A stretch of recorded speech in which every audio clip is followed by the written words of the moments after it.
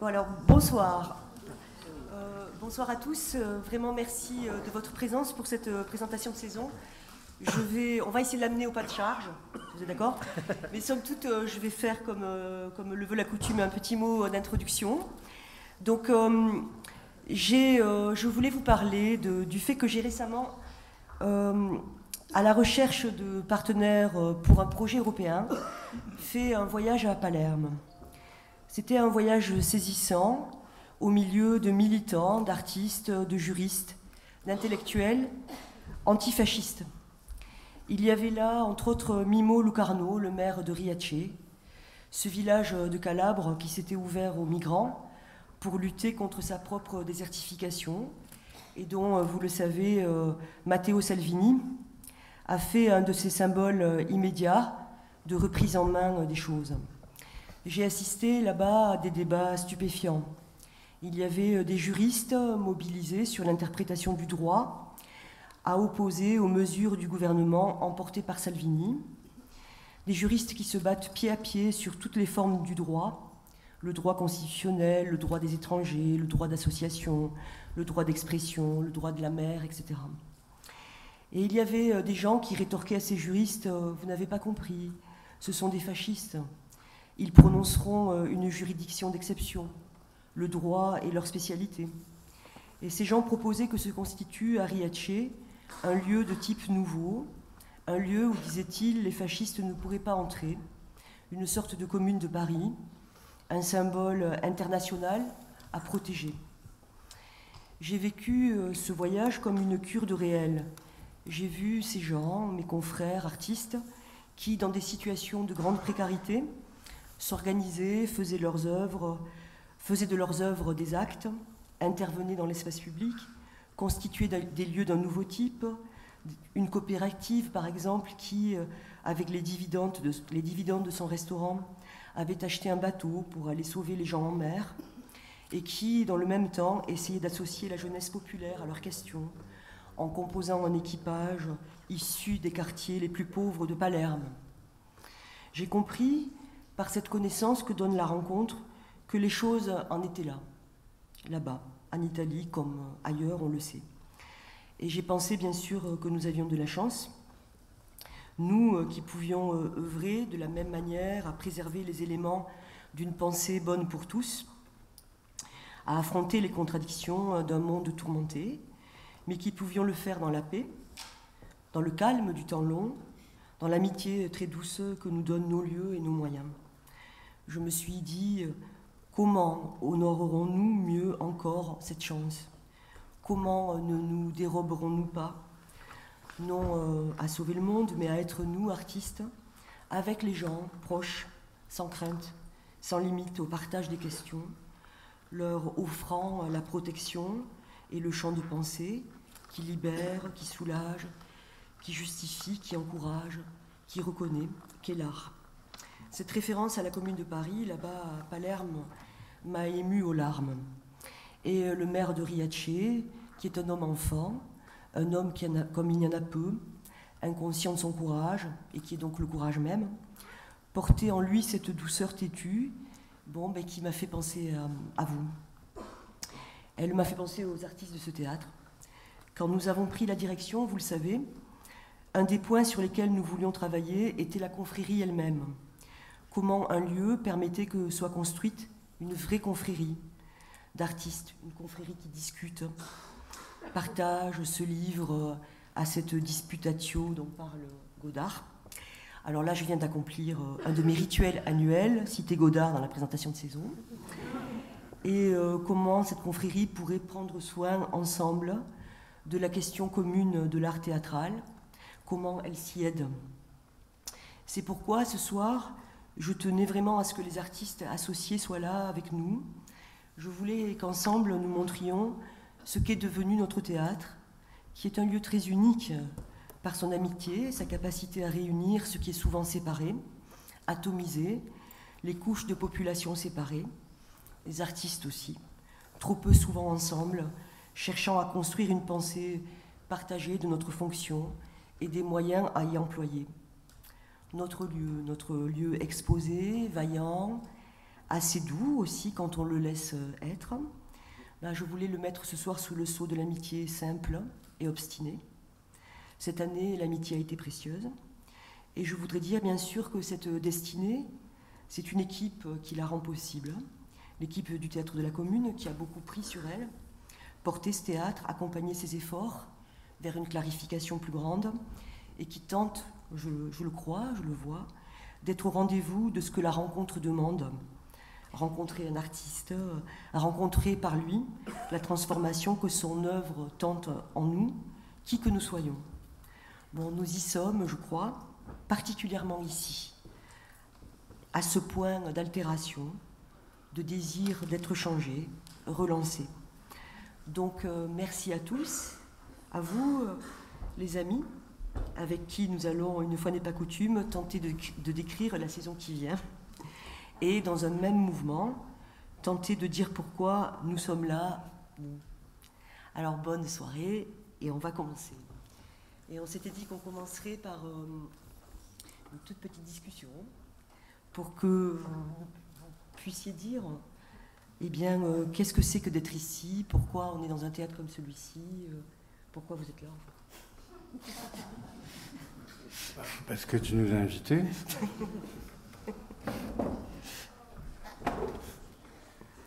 Qui commence? C'est Marion sur la feuille. Désolé. Hein. Alors du coup, moi j'ai réfléchi, c'est vrai quand j'ai pensé à pourquoi je suis ici, et je me suis souvenue d'une des premières fois que je suis venue ici, et en fait c'était, je pense que ça a été l'élément déclencheur qui a fait que finalement je me retrouve ici à pouvoir faire des spectacles. En fait c'est que je suis venue voir il y a quelques années un spectacle de Laurent Chétoine, c'était dans l'autre salle. Et j'étais avec des amis. Et en fait, pendant le spectacle, j'ai rigolé. Alors que je pense que c'était pas censé être le moment où il fallait rire. Et parce que je voyais quelque chose qui se tentait et puis il y avait une maladresse qui m'a fait rire. Et à la sortie, il y a Frédéric Saccar qui m'a demandé, que je ne connaissais pas, et qui m'a demandé pourquoi vous riez, est-ce que vous vous moquiez. Et du coup, j'ai répondu, non, j'ai expliqué en fait mon rire, et puis en même temps j'aimais beaucoup le chorégraphe qui présentait ce travail, même si je considérais que cette pièce était un peu ratée. Et du coup, on a commencé à discuter, et en fait je me suis dit, j'ai trouvé ça assez agréable en fait de pouvoir parler assez franchement d'un spectacle, et du coup la discussion a commencé comme ça, et c'est comme ça que petit à petit on a commencé à se connaître, et qu'ils ont pu aussi à leur tour voir ce que je faisais, et notamment le Grand Sommeil. Je ne sais pas s'il y en a qui l'ont vu. Et du coup, voilà, j'ai commencé, ils m'ont accueilli ici, puisque c'est la première fois qu'une institution théâtrale me soutenait. Et voilà, et depuis, j'ai la chance de travailler avec toute l'équipe du théâtre. Alors, je n'ai pas cité tout le monde, mais merci beaucoup.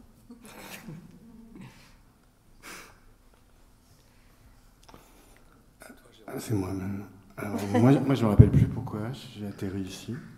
Parce que je t'ai écrit une lettre... C'est vrai? Une petite lettre d'admiration, disant « Cher Jérôme Bel, je vous admire. Est-ce que vous pouvez venir Mais j'arrive.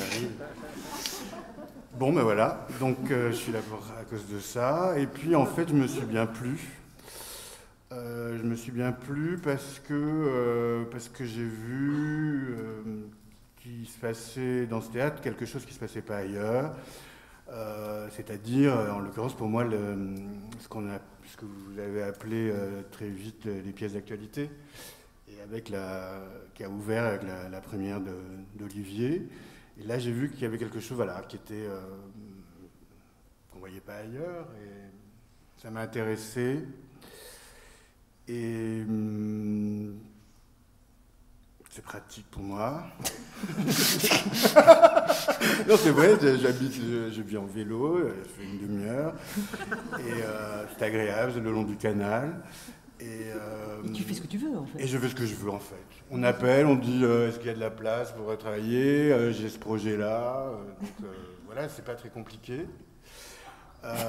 Et aussi, donc moi j'aime beaucoup parce que j'ai toujours des problèmes avec les équipes techniques, qui m'engueulent souvent. Et là, je m'engueule pas avec les gens ici. Donc ça, c'est très rare. Ils font tout pour m'être agréable. Donc je les remercie publiquement. Et aussi, je pense que c'est une influence sur le travail, puisque quand en général, j'ouvre, c'est-à-dire je fais la première ici, je me pose toujours dans l'imaginaire, quand je travaille la pièce, à un moment, je pense au spectateur et à la spectatrice, et le fait que... Pardon ? Il y a une objection ? Ah, bonsoir. Et en fait, je m'adresse à quelqu'un de ce public ici, qui n'est pas le même qu'ailleurs. Et ça change un peu la donne, et c'est évidemment stimulant pour moi. J'en ai fini. Maxime. Moi, je voulais parler de ce que vous, au théâtre, vous performez, de l'idée que si le théâtre est un lieu pour l'art, alors il doit s'ouvrir, il doit se rendre disponible aux coordonnées encore inédites ou à venir qui pourraient le constituer. Donc il me semble que c'est un projet qui nécessite un plan, et qu'ici le plan il est très, très clair en fait. Donc c'est l'école, c'est les pièces d'actualité, c'est le studio des acteurs, c'est le laboratoire pour des acteurs nouveaux. C'est tout ça, et que ça effectivement, ça a une influence, que quand on assiste ou que l'on joue devant l'école, on comprend que le public, ça n'est pas une notion figée. Et donc ça, c'est très joyeux. Voilà. Je vais revenir sur les pièces d'actualité, parce que c'est comme ça en fait que je suis rentré. Donc, en fait, moi, je travaille depuis longtemps sur des matériaux documentaires bruts, mais que je mettais en vis-à-vis avec des textes du passé, dans l'idée de mettre le théâtre dans l'histoire. Et Frédéric et Marie-Josée m'ont dit, écoute, on a un programme de pièces d'actualité, mais c'est un espace d'expérimentation autre pour essayer justement de chercher d'autres voies. Et du coup, j'ai accepté, plutôt dans l'idée d'une chose qui s'invente et qui s'expérimente. Donc le programme des pièces d'actualité, c'est comment le réel inspire les artistes, le réel d'Aubervilliers inspire les artistes, et qu'est-ce que ça fait à leur art, et aussi qu'est-ce que le théâtre fait sur la vie des gens. Donc voilà, donc on a créé une pièce qui s'appelait 80 avenue Victor Hugo. Et au départ, quand on les a rencontrés, donc c'était un collectif de sans-papiers qui occupait le 81 avenue Victor Hugo, une ancienne agence de Pôle emploi. Et on a été voir Marie-Josée et Frédéric en leur disant, écoutez, on veut travailler avec eux, mais ça va être très compliqué, on ne sait pas comment faire, parce qu'ils n'ont pas le droit d'être sur scène, puisque pour une série de 10 représentations, le théâtre légalement est obligé de payer les gens. Et en même temps, c'est pas possible de faire des contrats à des sans-papiers. Voilà. Donc à ce moment-là, Marie-Josée et Frédéric ont dit, on ne sait pas comment on fera, mais on le fera. Voilà. Et ça, c'est un signe fort. Enfin, et puis il y a eu d'autres choses ensuite que vous connaissez avec l'école des actes, etc. Donc c'est un lieu d'hospitalité, et aussi pour les artistes, quand je parlais d'expérimentation, c'est un lieu de production, mais aussi de réflexion. Et donc c'était une très très belle aventure où on a vraiment travaillé ensemble pour inventer en fait des solutions très concrètes pour faire ce spectacle, qui était un peu plus qu'un spectacle en vérité. Voilà, et du coup, comme ils acceptent que je sois encore à leur table pour l'instant, je restais un petit peu, et donc je continuerai à travailler sur le territoire d'Aubervilliers pour une prochaine pièce d'actualité, la pièce d'actualité numéro 15. Bon, merci. Fred, on enchaîne ? Oui, tu enchaînes. Oui. J'enchaîne. Alors, on va passer à la présentation des éléments de la saison suivante. Et on va commencer par la pièce d'actualité numéro 14, qu'on a décidé de confier à Richard Maxwell, donc, qui est un auteur et metteur en scène new-yorkais, dont j'ai présenté cette année un texte. Et c'est très enthousiasmant de voir un New-Yorkais à Aubervilliers se demander qu'est-ce qu'il pourrait bien faire en termes de théâtre. Et comme il le disait, je suis un peu comme la personne la moins indiquée qui soit pour faire du théâtre à Aubervilliers. Je ne parle pas la langue, je viens de New York. Et la chose frappante, c'est que immédiatement, Maxwell a été considérablement ému par la ville. Il a même dit à des amis qu'il avait enfin trouvé un lieu. On le sent d'ailleurs, il ne veut pas nous quitter. Il a du mal à reprendre son avion. Et tout de suite, il a posé une question très étrange qui était je veux bien faire une pièce d'actualité, mais je voudrais qu'elle soit utile aux gens. Il a essayé de raisonner en termes non pas simplement d'activité artistique intrinsèque, mais comme tout de suite l'idée que s'il était là, il devait faire quelque chose qui soit utile au-delà de la pièce elle-même. Il a décidé de travailler avec des gens qu'il a rencontrés dans des squats notamment, et il leur a posé une question très simple qui était si vous étiez le roi, la mère de la ville, qu'est-ce que vous feriez de ce théâtre? À ça, les gens convoqués ont répondu c'est pas une très bonne formulation de dire si on était le roi, parce que les rois détruisent les choses bien. Donc on préfère parler en termes de peuple souverain. Voilà. Et donc ils sont en train de mener une enquête. On a conservé l'idée qu'ils étaient rois de leurs idées.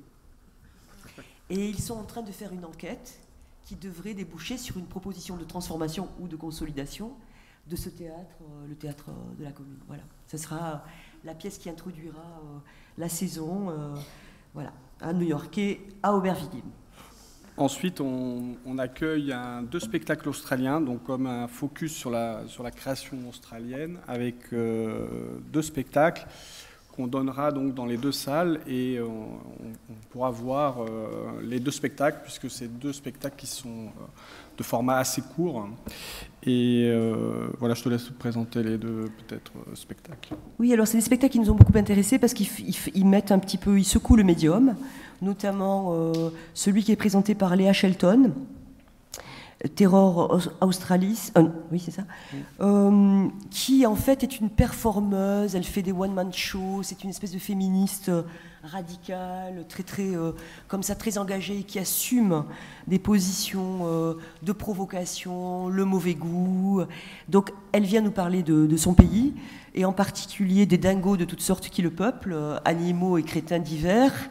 Et elle le propose en fait sous la forme comme ça d'une espèce de cabaret comme ça, très dynamique, très frontal et assumé, et bien de faire une enquête en effet sur ce qui constitue quand même la masculinité violente, enfin légèrement fascisante de l'Australie. Et elle propose un jeu avec les genres, donc le one-man show, le gros dérapage vers les codes du film d'horreur et autres plaisanteries. Et je pense que c'est bien de voir ça parce que c'est un usage du médium qui est beaucoup plus, comment dire, je crois, enfin, qui est très libre et qui n'a pas peur du mélange des genres, en fait, qui nous sort un peu de la question de l'art théâtral dans ce qu'il a comme ça de préserver ou de sacrer. Et donc je pense que ça va secouer, et tout en étant, je pense, très sérieux sur le plan de la colère et de ce qu'il a essayé de penser des situations. Ensuite, on a une compagnie donc, qui est dirigée par Adriano Cortese, et qui, lui, a fait une sorte, enfin, est parti sur les bases d'un théâtre documentaire, un théâtre enquête sur les rituels du quotidien. Au départ, c'est basé sur la rencontre avec des passants d'une rue de Melbourne. Et sa question, c'est en fait comment se jouent les rencontres, quelle capacité avons-nous à être sincères devant un parfait inconnu, qu'est-ce que finalement la rencontre avec des gens inconnus permet d'explorer de l'autre, permet d'explorer aussi du régime, par lequel on parle de soi, qu'est-ce que ça permet de livrer, éventuellement de découvrir de soi-même. Et la question pour lui, bon, c'est une question théâtrale, c'est quelle est la part de fiction quelle est la part de fiction qu'on met en œuvre dans les représentations que l'on donne de soi. Donc c'est un théâtre qui vient interroger les codes sociaux, interroger les codes du théâtre et voir finalement comment le principe de fiction est un principe actif dans notre propre vie et dans notre rapport à nous-mêmes et aux autres. Oui, juste dire donc que ce spectacle est accueilli dans le cadre du Festival d'automne, tout comme les 2 prochaines créations de Jérôme Bel dont il va vous parler. Alors, donc il y en a 2. Donc, le premier s'appelle Rétrospective, donc qui, à mon avis, il vient d'un peu ce que j'avais fait il y a 2 ans quand j'avais fait un spectacle en moins où j'avais pu. Donc, ce que j'ai oublié de dire aussi, c'est que ici, je peux faire ce que je veux, quoi. J'ai l'impression. Non, mais c'est vrai. J'ai oublié de le dire dans le début. Donc, j'avais fait un truc complètement, je sais pas quoi, qui s'appelait un spectacle en moins où j'ai changé tous les soirs. Et en fait, ça n'a rien donné formellement, sinon que maintenant ça ressurgit sous d'autres formes, dont un film qui s'appelle Rétrospective, qui est un montage à partir des archives de la compagnie, des vieilles vidéos pourries qui traînent dans les bureaux, plus des films que j'ai faits pour la télévision et plus des films que j'ai faits pour les musées. Donc j'ai monté... Et c'est comme une sorte d'exposition, comme si j'étais mort en fait. Et on voyait ce qu'on appelle une rétrospective. On voit l'évolution du travail. Voilà, c'est pas encore très bien compris par le milieu. On a eu la première à Berlin. Et puis, mais visiblement, ça fait un peu d'effet dans le cinéma, parce que le film est sélectionné au Festival de Marseille, au FID et à Doc Lisboa. Donc ça, c'est super. Mais vous le verrez ici, dans cette salle, je crois. Oui. Ouais. Parce que ce qui n'est pas compris, c'est que tu proposes un film, en fait, c'est ça? Ouais. Par le milieu théâtral. Ouais. Ouais. C'est comme faire un film, montrer un film dans un théâtre, c'est comme se tirer une balle dans le pied, en fait. Hein. C'est le plus gros tabou. Le théâtre tient par le fait qu'il y ait des choses vivantes. Or là, elles sont mortes. Non, oui, elles sont mortes, mais voilà, il faut regarder la mort en face.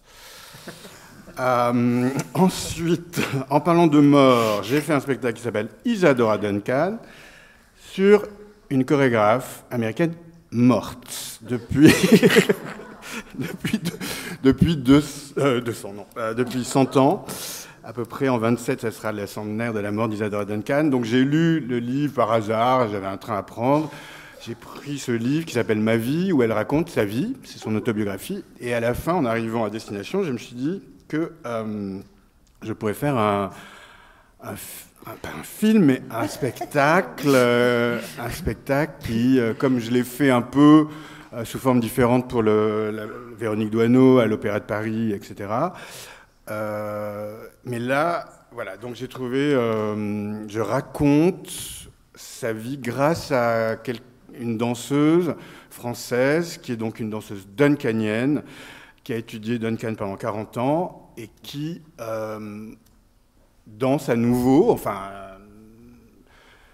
ce qu'il reste, ce qu'elle croit se souvenir de ses danses. Voilà, donc c'est une pièce là. Alors, donc la première, attention, il y a de la nudité.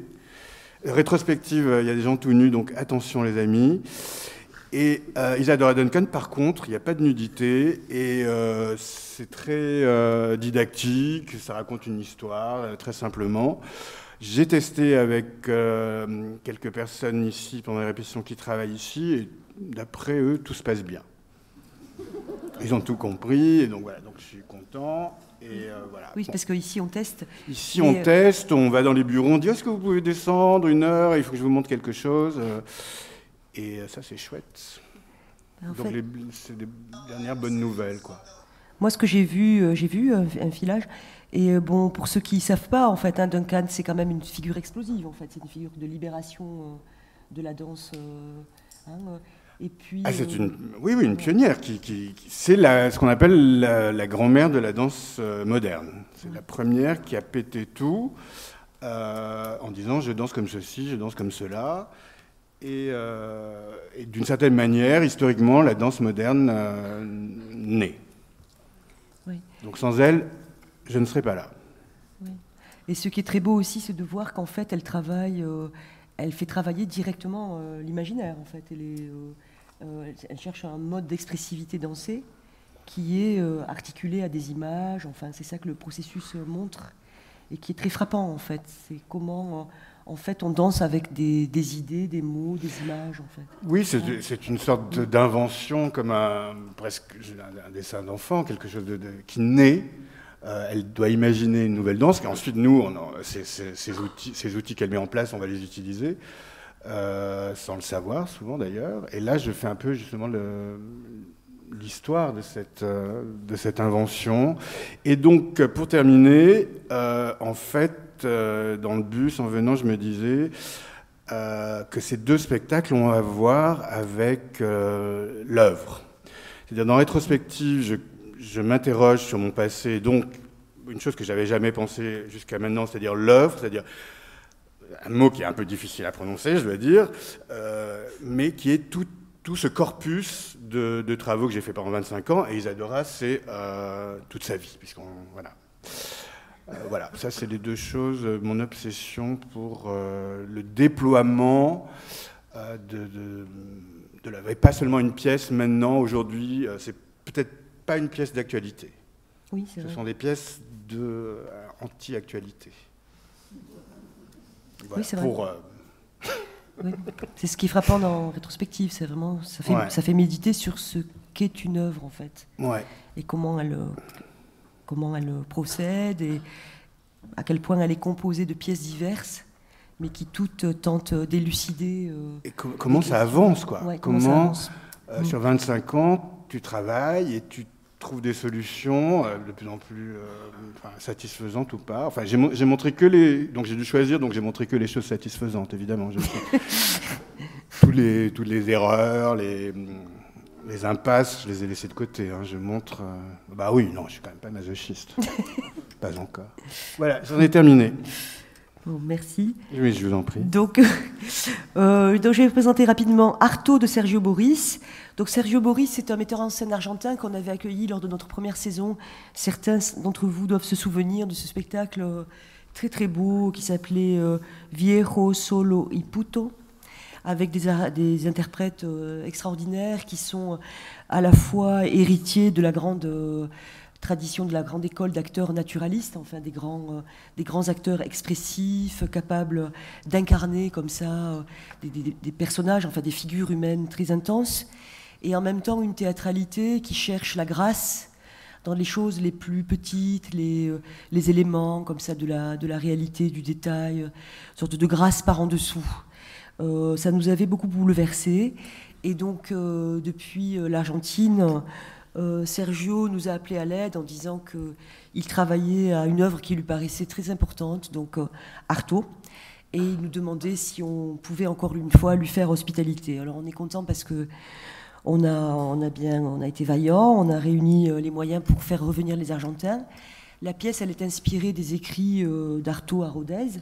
Donc c'est une méditation sur la folie, mais qui vient évidemment se localiser, se remettre en situation, se retravailler à partir d'une situation à Buenos Aires, des gens qui seraient dans un garage qui serait une sorte d'hôpital psychiatrique bricolé, où règne un principe d'anarchie, à notre sens, et qui sont chassés par les promoteurs et la police.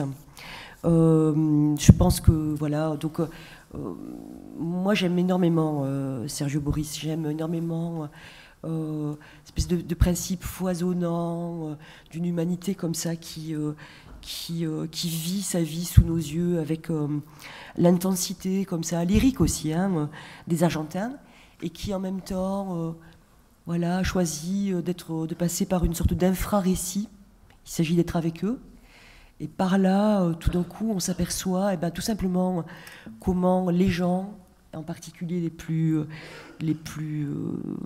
exposés, comment les gens ont un accès à l'infini, à la grâce, portent des aspirations merveilleuses, quoi. Et c'est toujours une brèche quand ça a lieu, c'est très bouleversant. Donc voilà, on est très heureux de recevoir de nouveau Sergio Boris de Buenos Aires. Ensuite, on a un spectacle qui s'appelle Dark Circus de la compagnie Stéréoptique. Donc je vais aller rapidement puisque c'est en fait une compagnie dont vous avez sûrement pu voir le travail. Ce spectacle même est un ancien spectacle qui a pas mal tourné déjà en Île-de-France et sur tout le territoire. Donc c'est un spectacle qu'on accueille et qui est destiné aux enfants à partir de 8 ans, mais également aux adultes. Donc c'est les spectacles, on dit, qui sont tout public. Donc Stéréoptique, c'est un duo composé de Romain Bermond et Jean-Baptiste Maillet, qui sont tous deux plasticiens et musiciens. Et à partir d'une partition écrite et construite à 4 mains, chacun de leurs spectacles se fabrique sous le regard du public. Dessins, théâtre d'ombre, d'objets, de marionnettes, films muets, concerts acoustiques ou électroniques, contes, dessins animés sont autant de domaines que dont la compagnie brouille les frontières. À chaque fois, le même principe, donner à voir le processus technique qui conduit à l'apparition des personnages et des tableaux d'une histoire. Donc pour Dark Circus, ils ont fait appel à PEF, qui est donc un auteur de livres pour jeunesse, qui leur a écrit une histoire, qui a imaginé ce conte. Donc sur la piste du Dark Circus, tous les artistes ratent leur numéro, la trapéziste chute, le dompteur se fait dévorer, l'homme canon fait un mauvais atterrissage, jusqu'à un certain jour, et je n'en dirai pas plus.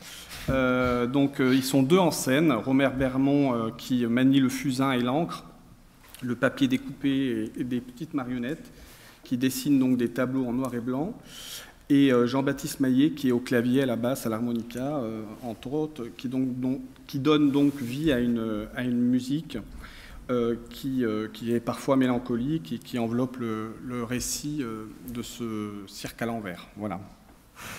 Ensuite, Gramma ou les trombones de la Havane, qui sont un spectacle de Rimini Protocol. Alors, les Rimini Protocol, c'est un collectif allemand qui est présent un peu partout sur les scènes mondiales aujourd'hui, depuis la fin des années 90, lorsqu'ils sont sortis ils se sont rencontrés dans une école, l'école de Gießen, dont Marion pourra vous parler, puisqu'elle a travaillé dans cette école. Ils font partie de ceux qui, on peut dire, ont fortement contribué à relancer le théâtre documentaire à cette époque.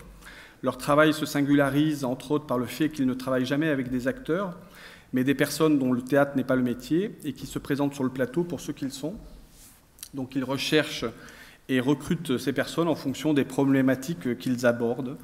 Ils appellent ces personnes qui convoquent les experts du quotidien. Voilà. Donc là, c'est Gramma, les trombones de la Havane. Gramma, c'est le nom du bateau sur lequel Fidel Castro et ses barbus sont partis à l'assaut de Cuba pour renverser la dictature de Batista. Vous vous en souvenez, c'était en 1959, il y a 60 ans maintenant. Et ce qui a intéressé Stéphane Kagui, qui est donc le metteur en scène pour ce spectacle du collectif, c'est de voir qu'est-ce qui restait de cet événement, les avancées concrètes, les souvenirs, les mythologies aussi et les espérances. Alors aujourd'hui à Cuba, du fait d'une pénurie de logements, la génération qui prend en main le destin de l'île doit souvent cohabiter avec la génération antérieure, celle qui a justement fait la révolution et qui a déterminé le destin de Cuba. Et c'est à partir de cette donnée que Stéphane Kagui est parti.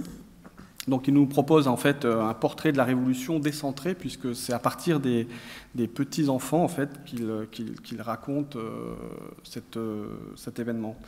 Sur scène, on a 4 jeunes, donc trentenaires, un informaticien, un prof d'histoire, et puis je ne me rappelle plus exactement quoi d'autre comme métier. Mais chacun a eu des grands-parents qui ont pris une part à la révolution cubaine de façon importante, et ils racontent donc leur rapport à leurs grands-parents, leur manière de percevoir l'héritage de la révolution, et ce qui, selon eux, est encore actif ou pas aujourd'hui à Cuba.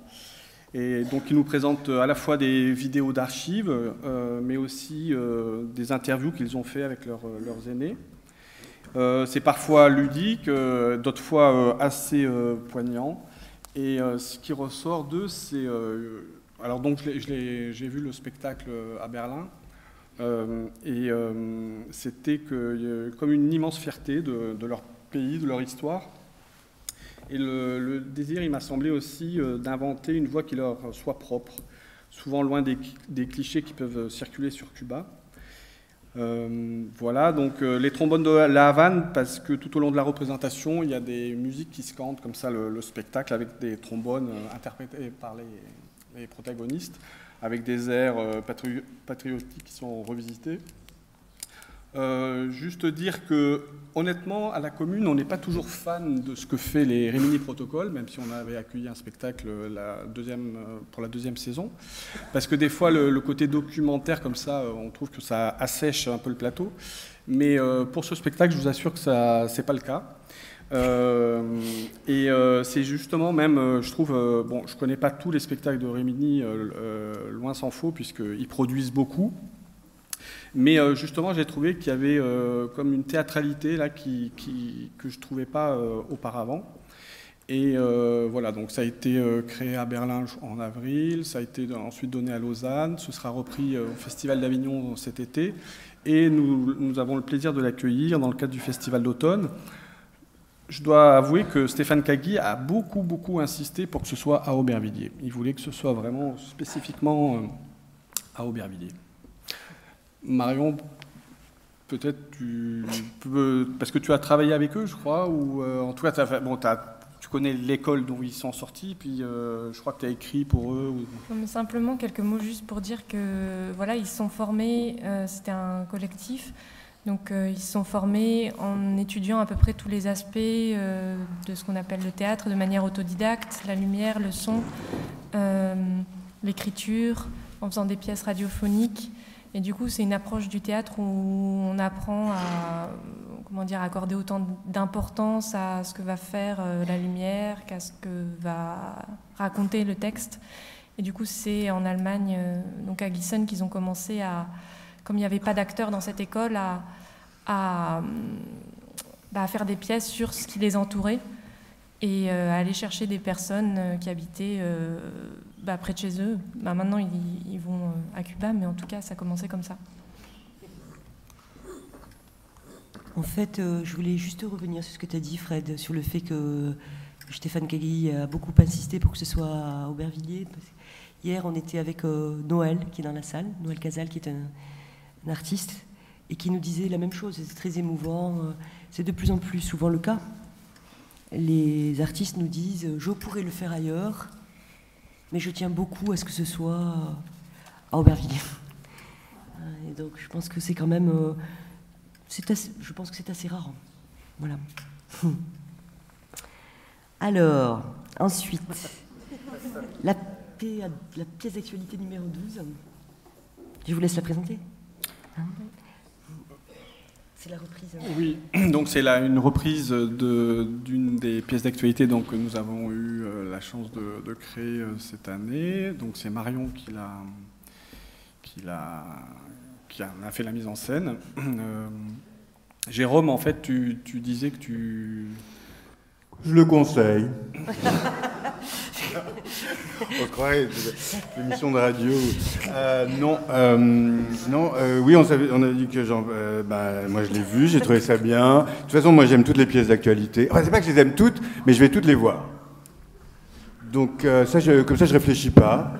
C'est comme si c'était un spectacle qui se plaçait au-dessus de la question de l'auteur, du metteur en scène, des acteurs. C'est une idée du théâtre qui m'intéresse, donc je vais voir comment chacun s'y coltine. qui frotte, qui pique. D'autres propositions? Non, mais Marion avait dit qu'elle ne voulait pas parler de son Si, mais en fait, si, mais je vais... Donc non, c'est un beau spectacle avec... bon, moi, j'ai beaucoup aimé la danseuse, que je trouve qui danse très bien. Je ne sais pas comment tu l'as choisie, comment tu l'as trouvée, mais elle danse ce que j'appelle danser, c'est-à-dire qu'elle elle fait pas un numéro, comme on voit beaucoup, surtout dans sa pratique du hip-hop, sans doute elle doit danser quelque chose de plus précis que le hip-hop, non? C'est ça? Alors en fait, c'est une pièce du coup que j'ai faite pour 2 personnes, 2 artistes, Laetitia Kerfa et Originality, et Janice Bielleux. Et Elles ont leurs fans, c'est chouette. Et du coup, voilà, la danseuse Janice Bielleux, elle fait du popping, du light fit, du hip-hop, ça c'est sa base. Et Laetitia Kerfa, elle est rappeuse, elle écrit ses textes, elle les porte sur scène, et ça c'est quelque chose qui me touche beaucoup.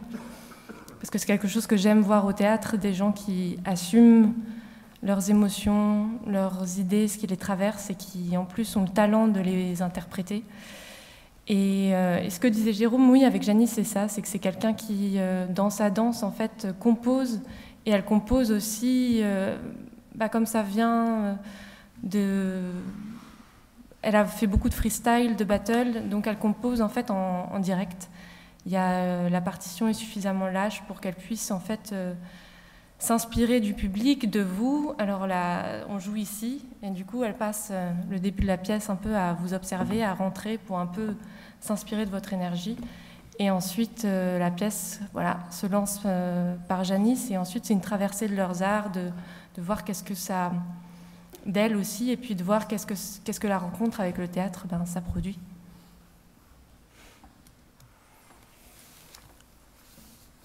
On est très content de la reprendre, cette pièce, pour toutes les raisons que tu dis. Et c'est vrai que les pièces d'actualité, mais quand même ton art, Marion, apporte aussi des éléments nouveaux au théâtre, en fait. Il y a une espèce comme ça de réel.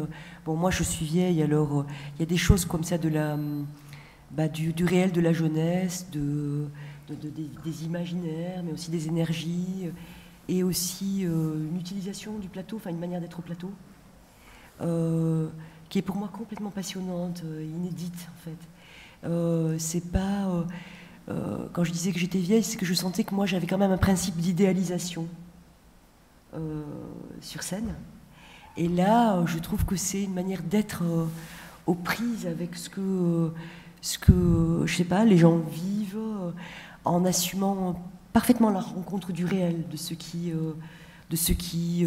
peut être vécu comme une scorie, des choses, la culture populaire, enfin, et tout ça emporté quand même par une haute idée du théâtre et du fait que ici se passe pour les gens quelque chose qui ne se passe pas ailleurs en fait. Ouais, il se passe un truc bizarre dans la salle, puisque, en tout cas le soir où j'étais, il y avait plein de gens, des jeunes gens en l'occurrence, qui filmaient le spectacle. Donc en général, moi, dès que quelqu'un sort son téléphone pour faire une photo, je le frappe. Parce que c'est interdit de filmer. Et là, il y en avait tellement que je ne pouvais pas frapper. Ils m'ont frappé avant, ils m'ont tué. Et en fait, et puis je me suis dit, mais pourquoi pas en fait d'ouvrir son téléphone portable, et finalement ça ne me gênait pas, c'était juste... en tout cas dans ce spectacle-là, avec l'énergie, il faisait des actions surprenantes, quoi. Comme par exemple il y en a une qui cherchait, quand elle entendait de la musique, elle ouvrait Shazam, son application, et elle cherchait si elle ne pouvait pas télécharger la musique qui était sur scène. D'habitude, on va regarder le programme, on va chez son disquaire, et je rigole, c'est pour vous faire marrer. Donc ça, c'est quand même très, très intéressant. Parce que je pense qu'il va falloir quand même faire des spectacles où on peut, des gens peuvent filmer, quoi. Et là, ce qui est fort... Je ne sais pas comment on va faire, mais... Oui, puis en fait aussi, du coup, c'est le 3e spectacle qu'on présente de Marion. Et c'est vrai qu'à chaque fois, ce qui est très surprenant, c'est de voir comment les gens sont révélés en fait sur scène. Et là, bon, effectivement, c'est un spectacle à partir d'une rappeuse et d'une hip-hopeuse, mais souvent, bon, je n'ai pas vu énormément de spectacles autour de ça, mais souvent c'est quand même autour de l'identité comme ça qui assigne. Et là, ce que je trouve intéressant, c'est que tout en étant complètement dans cette matière-là, en fait, l'identité clôture pas, en fait, et au contraire, finalement, à la fin du spectacle, on est ailleurs qu'au départ, en fait. Mais c'est vrai que je pense qu'on cherchait tous, il y avait cette idée qui court, qui est qu'on cherche quand même un nouveau rituel au théâtre. Hein. On cherche un nouveau rituel, les grandes questions de qui a le droit d'être là, quelles sont les places, comment ça faut-il encore conserver les mêmes places, quel est le contrat. Et je pense qu'à Aubervilliers, dans ce théâtre, en fait, on voit beaucoup les prémices d'une modification de ces rituels. Ça, c'est la cordialité du public aussi la cordialité, la composition du public qu'il a aussi beaucoup autorisé. Petit à petit, quelque chose s'est installé qui fait que je pense qu'on est à peu près tous prêts à tout et n'importe quoi. On est prêt à vivre des expériences avec une totale libéralité, quoi. Et ça, c'est très, très, très, très agréable, en fait. Très, très particulier. Je le sens pas beaucoup dans les autres théâtres, en fait. Ici, c'est beaucoup expérimental sur cette question qui est politique, en fait, hein, qui est, qu'est-ce qui nous réunit et comment ça nous réunit. Ça, c'est très, très bien. Alors, ensuite, je vais vous parler d'un spectacle qui s'appelle Acteur, de Daperdutto. Donc, c'est une initiative que j'ai prise et qui a pour origine, en fait, une question qui m'a beaucoup traversée ces dernières années, à l'occasion de stages, de moments de formation que j'ai pu donner avec les acteurs. Il m'est apparu, en fait, c'était très bouleversant pour moi, à l'occasion d'un stage, notamment, que j'ai donné l'année dernière, discutant avec les acteurs qui étaient dans ce stage. Un stage, vous savez, dans la vie d'un acteur, c'est souvent un moment comme ça, récapitulatif, où les acteurs peuvent enfin parler d'eux-mêmes, expliquer beaucoup de choses de leur vie d'acteur, aussi les frustrations, les déceptions que génère la carrière, et comment souvent, en fait, ce qu'on leur demande sur scène est peu à la hauteur des espérances qu'ils mettent quand ils sont apprentis acteurs. Et ce stage m'avait beaucoup vraiment ému. Il y avait là des acteurs de toutes sortes, des jeunes, des vieux, et qui tout d'un coup, comme ça, parce qu'on travaillait librement, on n'était pas en train de faire un spectacle, mais on se posait des grandes questions sur qu'est-ce que c'est qu'interpréter. Ces acteurs m'avaient rendu très évident que finalement aujourd'hui au théâtre, on parle très peu des acteurs, et en tout cas on contribue très peu à éclairer le fait que l'acteur est le noyau atomique de la création théâtrale, et que finalement les raisons pour lesquelles on veut être acteur, ce qu'on y met quand on travaille en termes de nécessité philosophique, existentielle, pourquoi on veut être acteur, qu'est-ce qui nous meut, qu'est-ce qu'on est venu faire au titre de l'humanité, ça disparaît souvent dans les spectacles au profit de ce qu'on appelle le langage du metteur en scène ou au profit des nouvelles formes d'organisation collective, etc.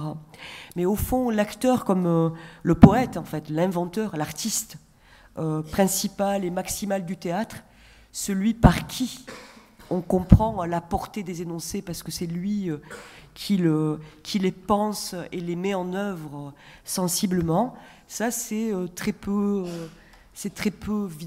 finalement visible au théâtre aujourd'hui. Et j'ai rencontré donc dans mes pérégrinations une jeune artiste qui s'appelle Daperdutto et dont c'est l'obsession en fait, dont c'est vraiment l'objectif, l'obsession, c'est mettre en œuvre et rendre sensible, intelligible au public la question de l'acteur. Donc j'ai beaucoup été frappée comme ça, c'était des circonstances convergentes. Et j'ai eu cette idée que me donne la possibilité, après tout, la direction du lieu. Je me suis dit, bon, moi je crois que je sais que j'ai avec moi des acteurs formidables, enfin je les aime, depuis 20 ans on travaille ensemble. Et je me suis dit, voilà ce que j'aimerais faire, c'est confier les acteurs que j'aime à ce jeune artiste, cette jeune artiste, pour que eh bien, l'enquête sur qu'est-ce que c'est qu'être acteur soit menée avec les acteurs que vous connaissez, Sylvia Etcheto, Olivier Auro, Juan Crespillo, enfin, mes acteurs. Et moi, j'avais très envie, parce que c'est quand même une question qui évidemment est taraudante pour moi, de voir la jeunesse travailler sur cette question et moi me mettre en position d'observation, d'assistanat, enfin bon. Donc je pense qu'on va faire un spectacle tout à fait formidable, comme ça, sur la question de l'acteur, et qui va mettre au centre, voilà, ce que l'acteur fait, a à dire, et les raisons, les nécessités qui font qu'on fait ce métier qui n'est somme toute pas, qui n'est pas un métier commun, et qui, vous le savez, comporte beaucoup de risques éthiques, beaucoup de risques. Enfin, on sait à quel point les acteurs se donnent à eux-mêmes une sorte de mission et essaient d'être fidèles à une image qu'ils se font de l'humanité, que c'est très difficile de la tenir dans l'exercice public qui est le théâtre. Et je pense que c'est très beau de voir réapparaître l'acteur parlant pour lui-même du risque qu'il prend et des joies qu'il invente dans son travail. Voilà. Donc, acteur. Acteur triste, quand même. Triste. Bah ouais. Enfin bon. Ouais, quand même. Bref. Donc oui, après, donc on accueillera un spectacle qui s'intitule « De quoi hier sera fait ». Donc mis en scène par Marie Lamachère, la compagnie Interstice. Donc c'est une compagnie qui travaille comme ça au long cours sur des cycles, on va dire. Et une des questions que s'est posée la compagnie au départ de son travail a été sommes-nous aujourd'hui en capacité de définir nos désirs quant au commun? Et donc pour aborder cette question, ils se sont appuyés sur la philosophie de Charles Fourier, donc philosophe du 19e, qui, entre autres, pose sur le postulat suivant, qu'il ne s'agissait pas d'élaborer un lieu qui n'existerait pas, mais bien plutôt d'élaborer le bon lieu. Donc, chez Fourier, le modèle de société est basé sur un principe d'harmonie des passions, un monde où le désir humain serait inscrit dans l'ordre des causes, un monde où l'ensemble des passions pourraient se combiner et s'accorder l'une à l'autre, etc. Et donc, dans l'esprit de ces réflexions, les artistes ont voulu penser le commun, pas comme souvent c'est le cas, en faisant les leçons et les jugements de l'histoire passée, mais plutôt à partir des désirs du présent, de ceux qui, en l'occurrence, cherchent à vivre autrement. Et donc, ce sont ces vies alternatives, ces utopies concrètes du présent et du futur que déploient à la ville comme à la campagne les deux pièces donc, qui forment ce diptyque sur les utopies. Donc, la première pièce qui traite des tentatives de vie alternative plutôt à la campagne a déjà été créée il y a 2 ans. Elle s'intitule « Nous qui habitons vos ruines ». Et elle continue d'être présentée et vous pourrez la découvrir donc à la MC 93 en septembre. Et donc nous on accueille le deuxième volet qui sera une création qui aura lieu en hiver, d'abord à Montpellier et par la suite ici, et donc qui s'intitule De quoi hier sera fait. Et qui traite là plutôt de ce qui s'invente dans les grandes villes et autres mégalopoles. Donc vous avez compris, c'est un travail qui est nourri par un protocole d'enquête documentaire mené par l'ensemble de l'équipe, la metteur en scène, mais aussi Barbara Mété-Chastanier, qu'on connaît ici puisqu'elle avait travaillé avec Olivier Coulon sur la pièce d'actualité dont on a parlé tout à l'heure, sur notamment l'agencement du texte. Les 3 acteurs, et puis il y a 4 acteurs nouveaux qui rejoignent la compagnie, dont certains issus du laboratoire des acteurs nouveaux qu'on a évoqué tout à l'heure et dont Marie-Jo parlera tout à l'heure un peu plus précisément. Malgré ce que je viens de dire sur ce travail d'enquête, les deux pièces font le pari de la fiction, puisque dans cette double enquête théâtrale, guidée par les intuitions fourriéristes, il s'agit d'interroger comment on vit, on invente, on rêve, pour que la réalité soit autre chose qu'un constat arraché au programme. Donc aujourd'hui, plus de la moitié de la population mondiale vit en ville, et nous serons, il paraît, plus de 2/3 à rejoindre les grands centres urbains au milieu du XXIe siècle. Donc la pièce, pour l'instant, bon, elle est en cours d'écriture, mais de ce que je sais, dans un monde qui pourrait être le nôtre dans quelques années, de quoi hier sera fait interroge ce devenir des villes, de Montréal à la banlieue parisienne, en passant par Athènes ou Brive. À travers le parcours de 7 personnages, la pièce pose des regards différents sur les chemins que nous pourrions emprunter entre aujourd'hui et 2050. En déployant des futurs alternatifs, elle nous donnera à voir des vies différentes, des vies qui nous tendent en miroir, des fictions possibles de futurs désirables. Voilà. Alors... ensuite, Marie-Jo, tu dois parler d'un spectacle qui s'intitule Sale Gosse. Sale Gosse, on l'a présenté cet hiver et on le représente parce que tout simplement Michel Didim, que certains connaissent, qui est comme ça un artiste très chaleureux, il m'a dit tout simplement « Marie-Jo, je veux le rejouer chez toi, j'en ai absolument besoin, je veux continuer à rencontrer les jeunes de cette ville ». Et il a manifesté une telle ardeur à continuer le travail parce qu'il a adoré les gamins de la ville. On lui a dit « reviens ». Alors c'est une pièce assez dure quand même sur comment en fait au sein de l'institution scolaire peut se mettre en place un processus de violence, en fait d'ostracisation d'enfants et de persécution comme ça, ourdis par les enfants eux-mêmes. Et comment en fait l'institution scolaire, enfin le cadre, peut générer des choses catastrophiques à cet égard, rendant les élèves complices d'une dérive violente en fait. C'est l'actrice qui est au centre est tout à fait formidable. Ça permet ensuite d'avoir des grands débats avec les enfants, ça permet de symboliser des choses et de traiter avec eux des choses qui les font souffrir.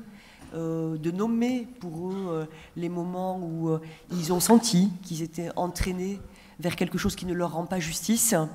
Et donc, c'est un travail comme ça, que je crois très utile, et que Michel porte comme ça avec beaucoup de conviction. Il était très désireux de revenir, il a dit qu'il voulait lui-même aller rencontrer les enseignants, aller rencontrer les enfants.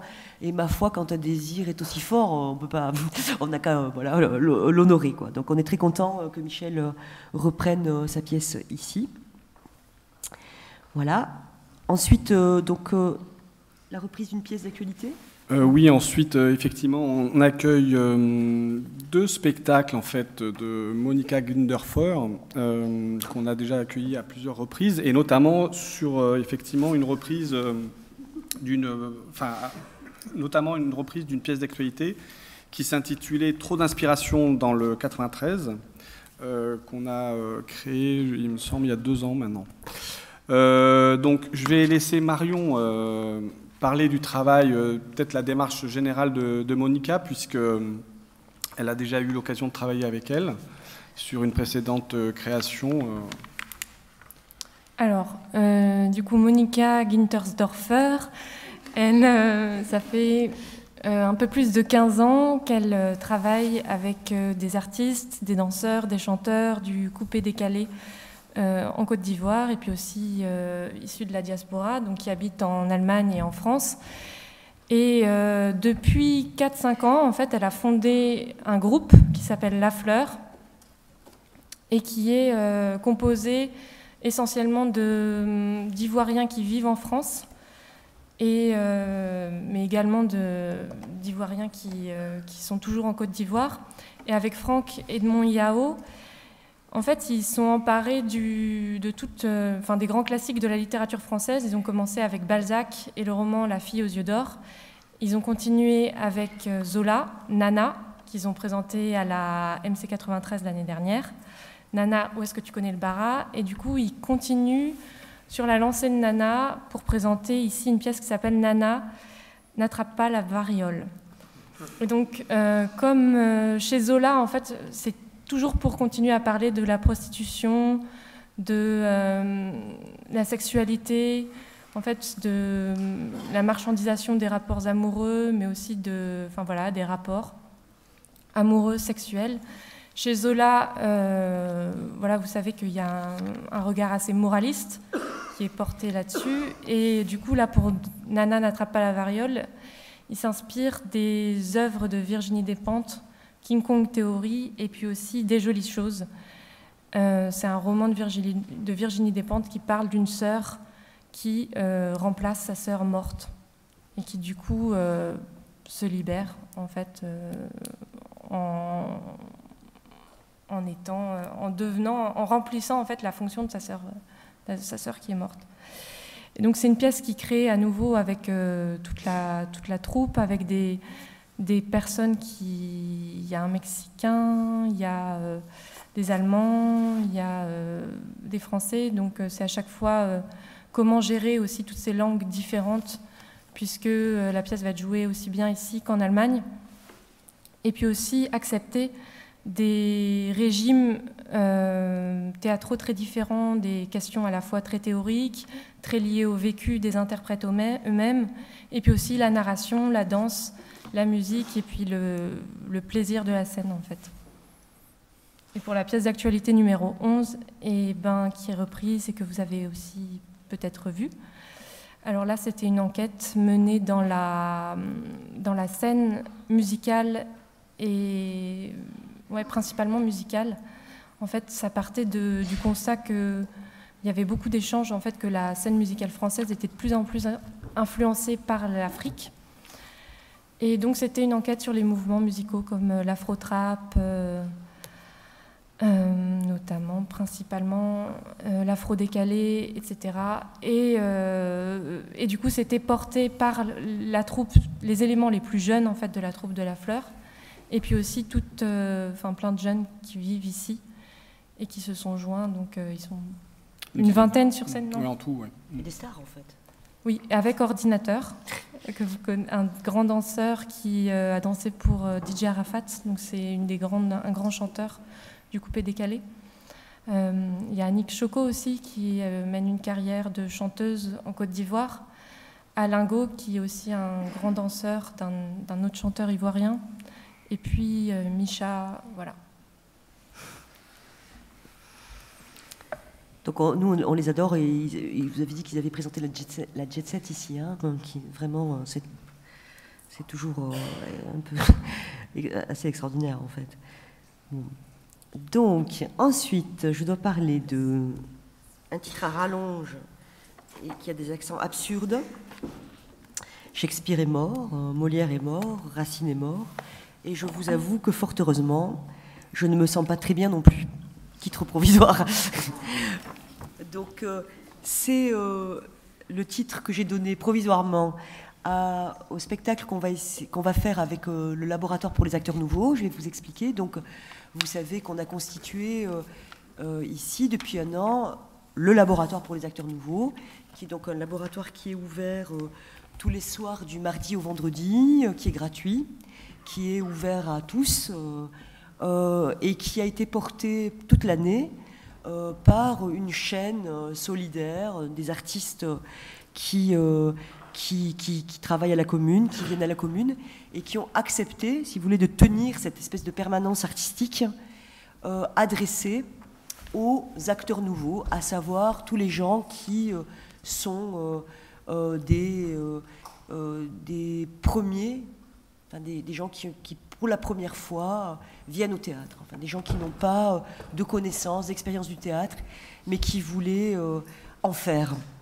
Le laboratoire pour des acteurs nouveaux, il est étroitement lié à l'école des actes.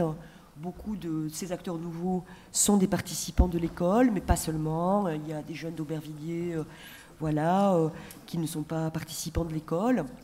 Et la question, en fait, qu'on a adressée pour faire ce laboratoire, pour le principe qui traverse ce laboratoire, ça a été de demander aux artistes non pas de venir enseigner ce qu'ils savaient déjà, mais de faire l'hypothèse qu'avec ces acteurs nouveaux, des gens donc qui se déterminent quant au théâtre en nouveauté, parce qu'ils n'en ont jamais fait, parce que parfois même ils ne savaient pas ce que c'était, et bien de voir si avec ces acteurs nouveaux, quelque chose de la pratique artistique des professionnels ne pouvait pas être relancé, réinterrogé, restimulé. En gros, c'est le principe de l'école des actes, à savoir, il y a bien des choses qui sont en impasse dans nos disciplines. L'architecture populaire va mal, le théâtre va pas toujours bien, etc. Et l'idée, c'est que c'est avec la rencontre que nous pouvons faire des gens que quelque chose de cette discipline peut être régénéré. Donc, ce sont les gens, les acteurs nouveaux ici, qui viennent un peu en aide au théâtre, qui se sent parfois un petit peu voilà, en impasse ou fatigué. Alors, c'est un principe très joyeux et vraiment une question adressée au théâtre. Comment des acteurs nouveaux font faire du théâtre nouveau? Donc, on a décidé chaque année désormais de faire une création sur ce principe, donc de confier à un artiste la mission de voir s'il est vrai que du théâtre nouveau peut naître de cette rencontre avec les acteurs nouveaux. Comme c'est une question compliquée, je me suis dit qu'il fallait que j'ouvre le bal, que je fasse la première. Et donc, je vais faire l'exercice. Moi-même, parfois, souvent, je suis fatiguée par le théâtre que je fais. Je crois qu'il a des points aveugles, des impasses. Il me pèse. Je l'aime beaucoup. J'aime le théâtre que je fais. Mais comme tous les artistes, je le crois aussi comportant ses propres impasses. Et donc, l'idée, pour moi, c'est vraiment l'exercice, c'est de faire l'hypothèse, l'espérance que je vais enfin faire quelque chose que je ne sais pas faire, et qui va me faire du bien grâce à ces acteurs nouveaux. Voilà. Et on passera le relais l'année prochaine, la saison suivante, à un autre artiste pour qu'il vienne se faire du bien dans ce contexte-là aussi. Tu voulais dire un truc ? Non, j'ai juste vu une répétition, c'est ça ? Un filage ? Oui, une première esquisse. Une esquisse. Ouais. Voilà, et donc c'est assez indescriptible. C'est-à-dire que je suis passé par des questions, des effondrements, une espèce de théâtre amateur qui ensuite était en train de bombarder. Je m'aperçois que tout ce que j'avais vu avant était finalement du théâtre bourgeois. Et que y avait, en tout cas moi j'ai fait une expérience nouvelle de théâtre, pour l'instant, c'est ce que je peux dire. Voilà, donc je vous conseille de venir le voir. En tout cas moi je serai là. Merci. On enchaîne avec Naissance de la tragédie ? Oui. Alors, les Naissances de la tragédie de monsieur Maxime Curvers. Donc juste dire que c'est une création qu'on a eue cette année dans le cadre du Festival d'automne de Maxime Curvers. Et que là, l'idée que nous a soufflé Maxime, c'est de reprendre la pièce, mais dans une version légèrement différente. Et quelle est la différence ? Donc je l'ai créé en novembre dernier, ici, sur ce plateau. Et la proposition que j'ai faite à Marie-Josée et à Frédéric, c'est de quitter pour un temps les lieux de l'art et pour aller s'adresser à ceux qui en sont normativement, malheureusement, exclus. Donc mon idée, c'est d'aller la jouer dans les centres sociaux, dans des foyers de jeunes travailleurs, dans des endroits où il n'y a pas d'espace public, y compris dans des espaces privés, donc dans des chambres pour 5 personnes, et accessoirement aussi dans des écoles. Voilà. Puisque le spectacle est très léger, il repose sur un acteur et sa subjectivité, donc je crois qu'on peut le faire partout. Pour ceux qui n'ont pas vu, le spectacle... Mais est-ce que les gens pourront le voir ? Oui. ça ne sera pas fermé. Oui, on est en train de chercher, les lieux et donc effectivement, on communiquera sur les dates précises et les lieux. Ça va s'échelonner sûrement sur toute la saison, en tout cas quand Julien sera disponible, puisqu'effectivement ça repose que sur lui. Donc il y aura une partie dans des classes, lycée ou collège. Donc là, peut-être que ce sera pas, là, je pense que ce sera pas ouvert. Enfin, il y aura les élèves, voilà. Mais après, dans les autres espaces, par contre, là, ce sera public, ouais. Tu veux nous dire quand même le principe du spectacle lui-même, parce que peut-être que tout le monde ne l'a pas vu, somme toute. Le principe est très très simple, puisque j'ai demandé...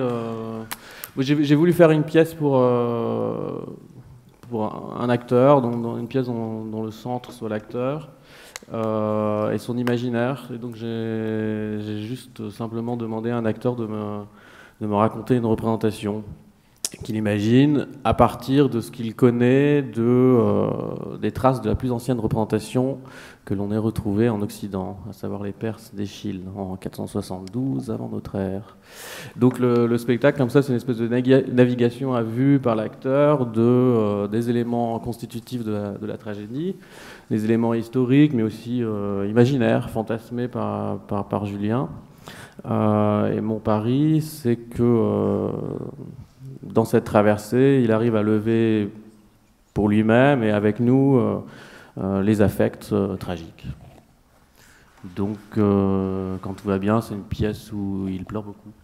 C'est une pièce où il pleure beaucoup. C'est très frappant, en fait, comment vous avez chevillé la question, la possibilité pour l'acteur d'être dans la tragédie par sa relation au deuil, et en l'occurrence aussi... on voyait très clairement aussi que la tragédie était née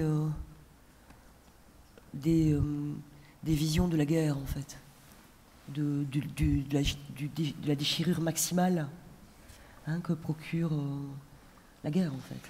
Ah oui, c'est ça qui frappait le plus. C'était quand il parle de guerre d'il y a 2500 ans, et tout d'un coup, on avait l'impression que c'était celle qu'on devinait, qu'on médiatisait. En tout cas, on n'arrêtait pas de penser à ça à aujourd'hui, ce qui se passait donc une fonction du théâtre comme ça, étrangement, alors que c'est une guerre très ancienne qui réactivait les affects, comme tu dis. On était resensibilisés, disons. On avait l'impression d'être resensibilisés à quelque chose qui est médiatisé et qu'on est obligé de canaliser, de ne pas sentir d'une certaine manière. Et là, au théâtre, étrangement, comme si c'était l'endroit où encore ça pouvait advenir, quoi. Justement, les larmes de l'acteur, mais aussi du public. Voilà, ça va être super dans les écoles. Tout ça. Non, c'est une très bonne idée. Oui, parce qu'en plus, le théâtre, comme ça, a une facture très didactique. Enfin, il expose, il raconte, il donne des éléments historiques. Il n'y a pas besoin de savoir quoi que ce soit avant, on apprend. Et en même temps, il a un secret, comme ça, à un moment, il nous convoque à un noyau comme ça d'affect, très fort, mais par des procédures très douces, en fait, et un didactisme très assumé, même un peu humoristique. Donc ça donne beaucoup d'éléments de connaissance, et tout d'un coup, il y a la rencontre avec ce que fait réellement le théâtre à l'acteur et aux gens, quoi. Alors, on va continuer avec la pièce d'actualité numéro 15 d'Olivier Coulon-Jablonka, dont Olivier, tu vas tenter de nous parler. Oui, donc, je vais mener le truc à pas de charge, comme on a dit. Donc, encore un peu de temps, mais... donc c'est pas écrit. C'est normal. L'actualité l'en décidera, mais c'est pas une blague en fait quand on dit ça. C'est-à-dire, en fait, c'est juste pour raconter en fait quelque chose du réel de la pièce qui s'écrit. C'est-à-dire qu'on travaille avec, donc on donne des ateliers dans des CHU par exemple, mais on ne sait pas si ça va donner un spectacle encore. Donc c'est pour ça qu'on marque ça, c'est qu'on ne veut pas vous annoncer quelque chose qui est forcément précaire. Et Marion, tu pourrais raconter aussi ça. Enfin, tous les gens qui se frottent aux pièces d'actualité savent qu'on n'est jamais garanti quand on commence quelque chose d'aller au bout. Donc on a plusieurs pistes pour l'instant de travail et je ne peux pas vous en dire plus en fait, je suis désolé. Mais ce qui est bien, c'est le courage, parce que vous savez qu'au départ, on avait décidé de faire des pièces d'actualité, bon, pour tout un tas de raisons, et notamment la principale qui était celle que j'ai exposée aussi pour le laboratoire, pour des acteurs nouveaux, à savoir comment le fait d'être ici, est-ce que le fait d'être à Aubervilliers fait faire de l'art autrement que si on était ailleurs, en fait. Hein. Donc il y avait cette idée, l'art est-il une chose qui naisse d'une situation et du souci d'une adresse précise à des gens précis, bon, ce que je crois. Hein. Mais il y avait aussi un truc qui était interne au mode de production dans le spectacle vivant français, c'est qu'en France particulièrement, et ça c'est une grande douleur pour les artistes, on est obligé souvent de préméditer les spectacles qu'on va faire, de les concevoir 2 ans, 3 ans avant, de faire la tournée des théâtres en espérant que quelqu'un s'intéressera à nous. Et on n'est pas du tout en capacité, du coup, de faire que le théâtre puisse embrasser comme ça, à chaud, les éléments de la vie des gens, en fait, ce qui constitue les éléments brûlants de la vie des gens. Et alors qu'on sait qu'en Angleterre, enfin, il y a des pays où quand même il y a une capacité de production, de réaction très rapide qui permet qu'on fasse par exemple une pièce sur les gilets jaunes pendant que les gilets jaunes tiennent les ronds-points. Ici, c'est pas possible en fait. Donc nous, on a mis en place les pièces d'actualité aussi pour qu'éventuellement ce soit possible. Bon, on l'a pas fait sur les gilets jaunes, mais de temps en temps, les artistes les plus courageux acceptent de jouer le jeu. Et disent, bon, c'est une pièce d'actualité, alors j'accepte d'être face au vide et j'accepte vraiment de ne pas distiller à l'intérieur d'une pièce d'actualité un projet que j'avais déjà, mais d'être vraiment livré à la rencontre et au présent, quoi, l'actualité. Oui, mais c'est ce que tu dis, c'est-à-dire qu'en fait, on passe notre temps à défaire les sujets, en fait. Ouais. De ne pas partir avec des sujets, vous voyez, par exemple, les violences policières, enfin, ce genre de choses. Voilà. Donc on défait les sujets. Et donc on tâtonne beaucoup. Voilà. Bon. Aussi, c'est l'espace, ça doit être fait à Aubervilliers, n'est-ce pas? Oui. Ouais. Donc c'est le temps et l'espace, l'actualité. Non, ça aurait pu s'appeler d'actualité et d'ici. Oui, c'est vrai, c'est vrai. Tu veux changer tous les titres, toi, ce soir? Ah oui, tiens, c'est bizarre. Moi, je vais réécrire le programme. Non, ne notez rien, je vais tout réécrire. La pièce d'actualité, c'était une formule rapide. Bon, c'est pas mal, c'est une formule qui finalement est repérée par les gens. Mais c'est vrai qu'elle ne rend pas compte complètement de ce qui est l'enjeu, et qui était plus un enjeu, en effet, de situation. Hein. Où sommes-nous qu'est-ce que c'est qu'être à Aubervilliers, quoi. Voilà. Et c'est formidable parce que j'ai vu dans l'introduction, vous avez tous parlé de ça. Finalement, cette invitation à prendre au sérieux la chose, le fait d'être ici, elle a été vraiment comme ça, tout de suite émouvante pour les artistes, qui ont vraiment cru, senti qu'en effet la question de l'adresse, le fait d'être ici pouvait générer un art comme ça un peu autre. Et ça c'est super. Voilà, donc ce sera la pièce d'actualité numéro 15, ça veut dire que on a bien travaillé, on commence à constituer un petit catalogue. Vous allez faire une rétrospective, hein. Non, mais je pense qu'il faudrait un moment, parce que je pense qu'elle pose tellement de questions. Un festival politique, formel. Un festival d'Aubervilliers. C'est vraiment un lieu en d'examen. Août. Ah non, en juillet. Peut-être. Pourquoi pas? Non, mais là, il faut pas oui, ça serait bien, le festival d'Aubervilliers, c'est un bon titre. En tout cas, ça serait formidable, parce que c'est vrai que ça pose beaucoup de questions formelles, enfin. Qu'on fasse un peu un bilan. Ouais. Tout ça. Alors. La répète. Alors oui. Donc je vais vous parler du spectacle qui s'appelle La Répète, qui est donc mise en scène par, si je puis dire, parce que vous allez voir que c'est une opération un peu particulière, par Sylvia Etcheto et Sophie Beaublache.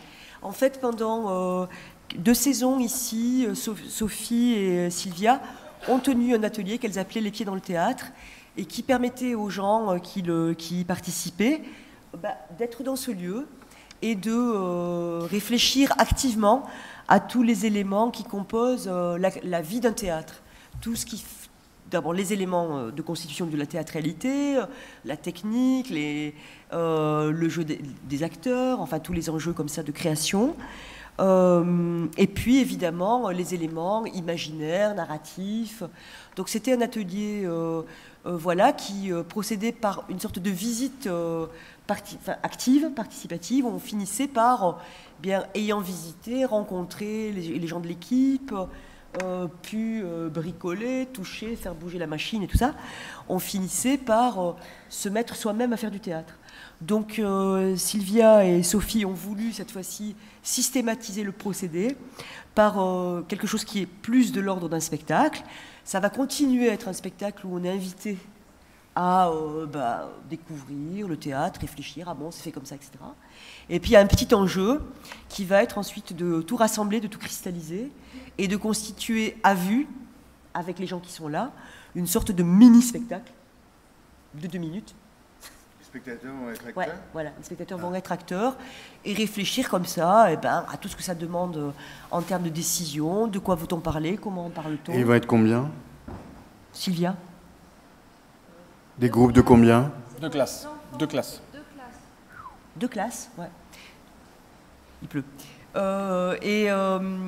Donc voilà, l'enjeu c'est ça, c'est qu'ils prennent en main l'opération. Et nous, on ne pourra pas voir. Non.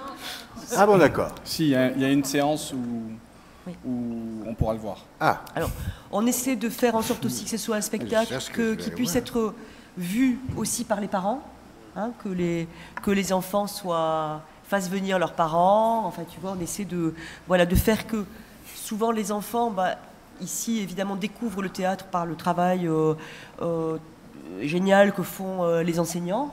Et évidemment, on fait toujours en sorte que ce soit le vecteur, que les enfants deviennent les ambassadeurs du théâtre pour leurs parents. Donc voilà, donc ce qui est bien, c'est une fois de plus que là, une fois de plus, le théâtre sera pris en main, les décisions seront prises, enfin voilà, par les spectateurs eux-mêmes qui vont décider, grâce aux outils que vont leur donner Sylvia et Sophie, qui vont décider du théâtre qu'ils veulent faire et comment ils veulent le faire. D'accord. Voilà. Et puis, on va finir cette présentation des spectacles en vous parlant de La vie de Galilée, donc de Brecht, qui sera mis en scène par Émilie Hériteau et Maxime Chazalet. Bonsoir. Du coup, juste en 2 mots, c'est un projet qui du coup s'inscrit dans le laboratoire pour des acteurs nouveaux, dont Marie-Jo a parlé. Cette année, il y avait donc des semaines comme ça où il y avait du théâtre tous les soirs, et à l'intérieur, il y avait ce qu'on a appelé des temps de résidence. Il y en a eu 3, de 2 à 3 semaines. Et un des temps de résidence a été un premier chantier sur la vie de Galilée de Brecht. Dans l'idée de travailler cette pièce et de prendre le temps d'ouvrir une question. Et du coup, on s'est dit que pour l'année prochaine, on avait besoin d'un peu plus de temps pour vraiment pouvoir déplier un travail. Et donc, on démarrait l'année, et l'année du labo aussi, avec du coup la vie de Galilée de Brecht, dont Émilie va parler. Du coup, la vie de Galilée, effectivement, c'est la vie de ce physicien italien qui démontrait les thèses de Copernic, thèses qui n'avaient pas été prouvées, qu'il a pu prouver, et qui, du coup, chamboulent toutes les représentations de l'ordre du monde et les rapports d'autorité religieux. Donc c'est une pièce qui traite à la fois des questions de la science et de la religion. Et c'est aussi une pièce qui montre comment la science s'indexe sur l'inconnu pour avancer, comment elle a besoin de se fonder sur les intuitions du cœur, quand rien n'est démontré et que seule l'hypothèse tient, la foi dans l'hypothèse, la foi dans la raison humaine, dans la possibilité qu'elle soit expliquée, démontrée. Et c'est aussi beaucoup le travail de l'école, de travailler en s'indexant sur l'inconnu, l'école des actes dont sont issus beaucoup des participants du laboratoire des actes, de se dire qu'il faut inventer ce qui n'est pas là, ce qui n'est pas disponible, ce qui n'est pas visible, ce en quoi il est difficile de croire parce que tout semble impossible et en impasse dans la situation, et qu'il va falloir qu'on se fie à l'intuition de ce qu'est la justice, et de ces intuitions, on les a dans le cœur. On peut penser ce qu'on désire, le nommer, mais c'est pas disponible. Donc c'est à ce titre qu'on a choisi de monter cette pièce, parce qu'elle nous semblait faire écho comme ça au travail de l'école. Voilà, et donc on a commencé ce travail sur le premier chantier. Effectivement, il se vérifiait des choses très belles, et où il y avait un pied d'égalité étrange entre le fait que la question de l'héliocentrisme n'est pas du tout une évidence pour tout un pan de la population du monde, qui n'a pas pu aller à l'école, et inversement, pour les gens qui ont été à l'école et pour qui c'est une forme d'évidence, beaucoup sont bien en peine de le prouver. Et que finalement, on connaît les choses sans savoir comment on les connaît, d'où procède la science, d'où procèdent les inventions et les découvertes. Et c'est ce chemin-là qu'on refait des deux côtés, pour penser ensemble la situation, le réel. Voilà, donc c'est un projet qu'on a été heureuse de commencer, qu'on va continuer à creuser en partant en vacances avec une partie des participants du labo qui ne partent pas beaucoup en vacances en dehors d'Aubervilliers. Et on va aller quelque part dans les forêts de l'Est de la France avec des lacs et des rivières pour s'isoler et travailler en juillet. On reprendra le travail fin août et début septembre pour présenter le travail le 19, 20, 21 septembre. Et donc ce sera les journées, les premières représentations qui lanceront ensuite la saison du labo fin septembre. On présentera du coup tout ce qui se passera à la salle des 4 chemins à cette occasion. Et comme le dit Alan, qui est là présent ce soir, en ce moment, La vie de Galilée se joue à la Comédie Française, et donc il faut qu'on soit à la hauteur de la concurrence.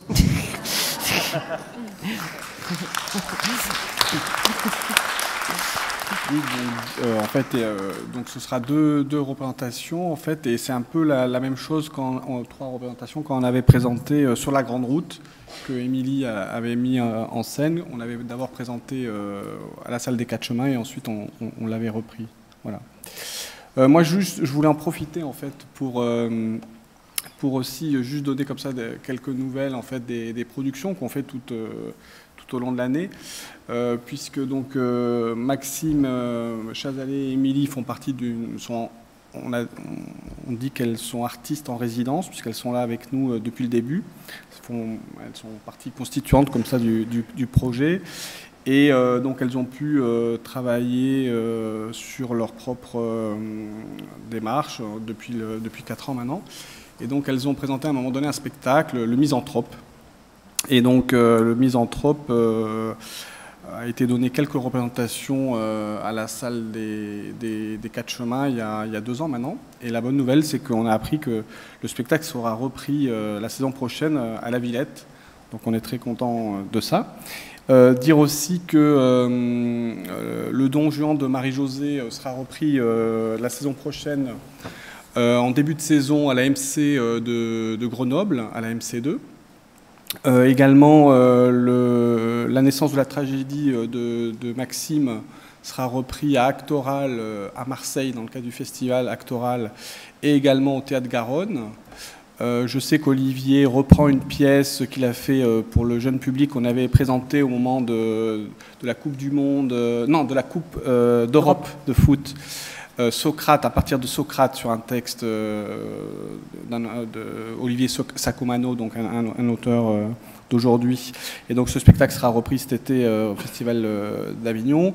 Jérôme, lui, il a son actualité habituelle. Maintenant, c'est limité parce que les tournées ne doivent pas comporter des vols d'avion. Donc voilà. Et les spectacles de Marion, il y a plus de, je crois, de 50 dates la saison prochaine avec les 3 spectacles qu'on a évoqués de Marion. Voilà, donc c'est chouette aussi de savoir que les spectacles sont donnés ailleurs et que d'autres publics que celui d'Aubervilliers peut les découvrir. Voilà. Juste pour faire un dernier petit présentation de projets qui ne sont pas des spectacles mais qui sont mis en œuvre. Donc vous tenir un petit peu au courant de choses qu'on va développer l'année prochaine, notamment dans l'école des actes, plusieurs choses qui nous stimulent beaucoup. On a décidé d'ouvrir une formation professionnalisante, qui va d'abord se donner sous la forme d'un premier prototype. Enfin, voilà, on va essayer de concevoir un module de formation en association avec un gars qui s'appelle Erwan Kézard, qui est assez célèbre parce qu'il avait créé à Montreuil une formation qui s'appelait Le Simplon, dans laquelle en fait il formait au langage numérique et à la fabrication des objets connectés beaucoup de jeunes qui étaient déscolarisés, qui n'avaient pas de formation ou qui venaient de l'étranger. Cette école, le Simplon, est devenue d'ailleurs une école qui a un peu pignon sur rue, qui est devenue une des écoles les plus prisées dans la discipline, et qui maintenant, en fait, que Erwan a voulu quitter parce qu'elle était devenue une école un peu lucrative, où finalement c'était plus les enfants de la bourgeoisie qui s'inscrivaient à la formation, parce qu'ils savaient qu'ils étaient si bien formés qu'en sortant, ils trouvaient des jobs avec des salaires faramineux. Donc Erwan a voulu quitter cette première entreprise qu'il avait créée et qui ne correspondait plus à son objectif. Et il nous a proposé de créer, donc, dans le cadre de l'école des actes, une formation de ce type, qu'on va ouvrir à tous les jeunes d'Aubervilliers. L'enjeu est donc de faire que ces langages numériques soient appropriés par les jeunes d'ici. Et l'expérience d'Erwan a prouvé que quand on donne à ces jeunes les moyens de maîtriser ces langages, ils sont hautement créatifs. Donc l'enjeu, Erwan a une intuition, il est persuadé que c'est par cette jeunesse-là que passent évidemment de nouveaux usages politiques, pertinents, hautement intelligents de ces outils numériques et de ces langages. Donc on est très heureux de mettre ça en place, on a trouvé les partenaires et c'est formidable, je crois. Et ce qui est bien aussi, c'est que du coup, par cette formation, on va essayer d'aller plus loin dans l'objectif qu'on s'est donné, qui est aussi l'enjeu du partenariat, du projet européen qu'on veut monter. Cet objectif étant, comme vous le savez, qu'il y ait la rencontre de ce qu'on a appelé les trois jeunesses. La jeunesse artistique, intellectuelle, celle aussi d'Erwan, qui est un jeune homme comme ça, donc qui maîtrise très bien son sujet, cette jeunesse-là, la jeunesse populaire, des villes comme celle d'Aubervilliers, et la jeunesse du monde, celle donc composée par les jeunes qui arrivent par les voies qu'on sait de la migration des pays étrangers. Et il nous semble très important aujourd'hui politiquement, j'ai évoqué en introduction l'Italie, il nous semble très très important aujourd'hui que ces trois jeunesses se rencontrent.